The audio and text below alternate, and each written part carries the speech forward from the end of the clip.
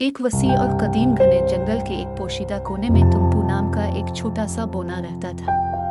टिम्टू कोई आम बोना नहीं था। वो अपनी मुहिम जोई और नाकाबिल तस्खीर तजस्सुस के लिए दूर दूर तक जाना जाता था। ये बोना एक लंबी सफ़ेद दाढ़ी के साथ सिर्फ 3 फुट लंबा था। टिम्टू एक बहुत बड़े बलूत के दरख्त की जड़ों के नीचे वाक़े एक आरामदेह बिल में रहता था। इसका बिल नक्शों, किताबों और उसकी कई मुहिम जोइयों से भरा हुआ था। हर सुबह वो अपनी सुर्ख नौकीदार टोपी पहनकर जंगल की गहराइयों में एक नए सफर पर निकल पड़ता। एक दिन टिम्टू जब एक बिलबली नदी के करीब तलाश कर रहा था, उसने एक मध्यम सुरीली धन मौसीकी की आवाज सुनी। टिम्टू इस जादुई धुंध का पीछा करते हुए एक चमकते हुए तालाब पर पहुंचा। तालाब के बीच में एक लिली के पेड़ के ऊपर एक छोटी सी आसमानी मखलूक एक नन्ही परी बैठी थी, जिसके गौसामिर के पर थे और वो रो रही थी। टिम्टू अपने हमदर्द दिल के साथ नन्ही परी के करीब पहुंचा और पूछा, प्यारी परी, तुम क्यों रोती हो?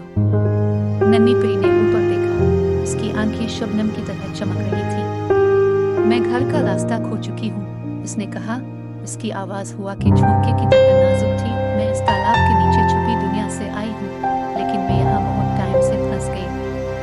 टिम्टू की मुहिम जोई का जज्बा बढ़ गया और उसने नन्ही परी को घर वापसी का रास्ता तलाश करने में मदद करने का अज़्म किया। वो जानता था कि ये कोई आसान काम नहीं होगा, लेकिन वो इसे पूरा करने के लिए पुरज़्म था। फिर टिम्टू और नन्ही परी ने मुहिम जोई का एक सिलसिला शुरू किया। उन्होंने तारीख पुरस्रार गारों से सफ़र किया, कदीम दरख्तों पर चढ़े और मकड़ी के रेशम से बने गद्दार पिल्लों को अबूर किया। रास्ते में उनका सामना बात करने वाले जानवरों और मददगार जंगलाती लोगों से हुआ, जिन्होंने रहनुमाई और सोबत फराहम की। चैलेंज टिम्टू और नन्ही परी को उनके मकसद के करीब लाते गए और उनकी दोस्ती हर गुजरते दिन के साथ मजबूत होती गई। उन्होंने रात को कैंप फायर के जरिए कहानियां हंसी और एक दूसरे के साथ खुशी बांटी। आखिरकार हफ्तों की तलाश के बाद वो जंगल के अंदर एक छुपी हुई आबशार पर पहुंच गए। आबशार एक क्रिस्टल साफ तालाब में रोशनी से चमकती दिखाई दे रही थी। नन्ही परी की आंखें पहचान के साथ चमक उठी और उसने खुशी से अपने पंख को लहराया। यही था, उसने कहा, ये मेरी दुनिया का दरवाजा है।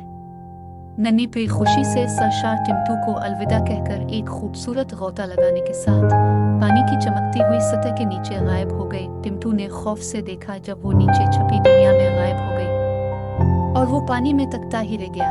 जैसे ही वो तालाब के किनारे खड़ा था, तकमील का एहसास इस पर छा गया।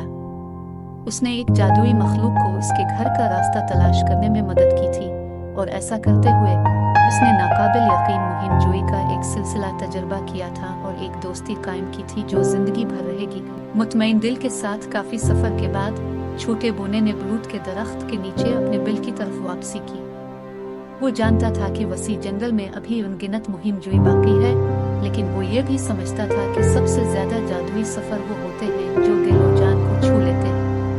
और यूं कदीम जंगल के छुपे हुए कोने में टिम्टू बोना मुहिम जोई का आगाज करता रहा, लेकिन वो इस गैर मामूली मुहिम जोई को कभी नहीं भूला जिसने इसे दोस्ती, हैरत और एक सादा जंगल की सतह के नीचे एक छुपी हुई